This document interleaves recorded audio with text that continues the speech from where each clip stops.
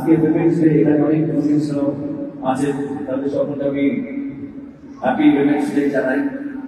Thank you. আমার কাছে এটাও সাকসেস যে আমি আমার জীবনে আমার অনেকগুলো উইমেন্সকেও পেয়েছি, অ্যাজ এ আমার গ্র্যান্ডমাদার, আমার মা, আমার মাসি, আমার জেঠি, আমার পিসি, আমার বোন, বোনেরা, দিদিরা, মেয়ে, অনেক friends, and of course wife.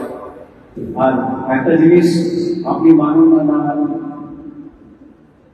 মহিলা কিন্তু পুরুষের জীবনকে সম্পূর্ণ করে, সিমিলারলি মহিলাদের জীবনটাও পুরুষ থাকলে তাদের জীবনটাও সম্পূর্ণ হয়, এটা আমি বিশ্বাস করি।